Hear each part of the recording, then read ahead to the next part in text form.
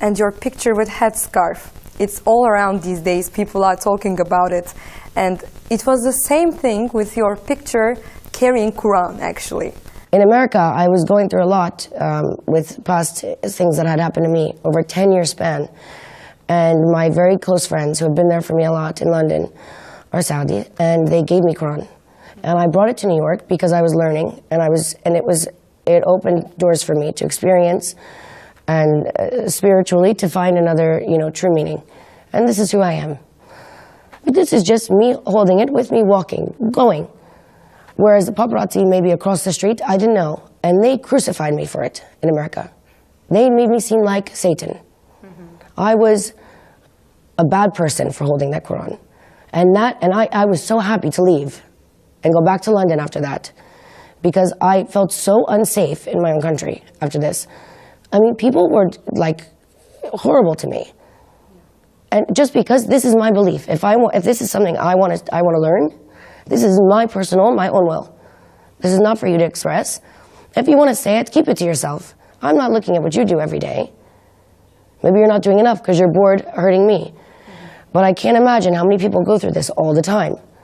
And that made me feel like an outsider. So I understand why, the Turkish people are upset, because they live in a great, beautiful place. And I understand why women that wear headscarves are looked at differently, because I felt like that. So when I was in Antep, she put that headscarf on me, I felt really honored because of that.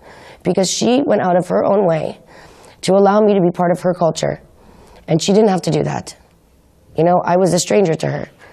And I merely said I really liked the color of her headscarf, and she gave it to me.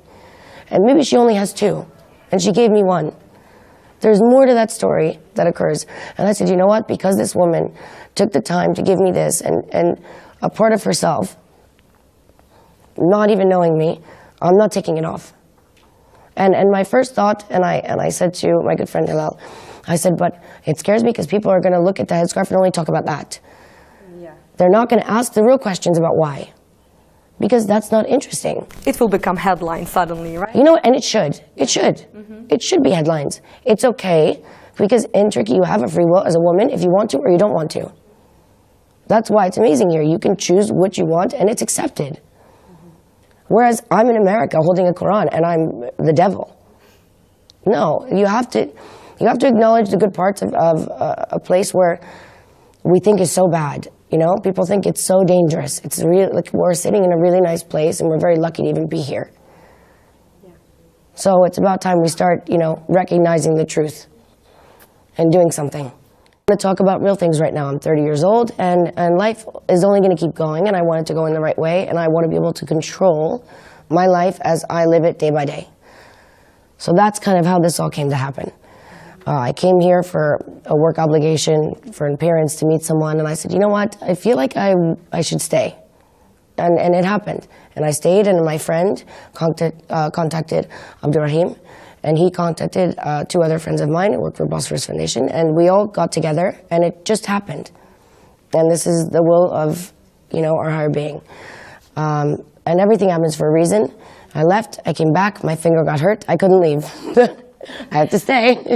So maybe it had a reason that you didn't know. But that happening to me was like an eye-opening experience, because everybody said, well, should we stop? We'll postpone everything. And my first thought was, are you kidding me? Why would I stop? Why would you stop? Because my fingers hurt when someone had their legs blown off. No, this is exactly what people do, and that's exactly not who I am. So let's figure it out. I'll ask friends if I can stay at their place. I will stay here. And how did first refugee crisis took your attention? Was there a moment, or was it a picture, was it a story, or was it some face that you have seen? A lot of it was around when the coup happened. Mm-hmm. Just seeing the whole country stand up for each other. That was really emotional for me. That all these people in one place that people are so afraid of are all supporting one another. And that's a really powerful, strong front, I think. And Erdogan did very well, and his people really admiring and respecting him as, the first elected president. This is a big deal, and that goes to show something. It's very easy for me to go to a refugee camp and say, oh, she's getting paid, she's doing it for this, she just wants attention. No, that is absolutely not the truth. That is why we went, and then we did it, and then we told everybody. Everything that I've done here, we do it first, and then we talk about it.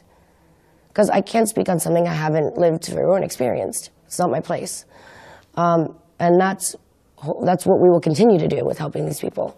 And hopefully others will try and do it, not for the wrong reasons, but for the right ones.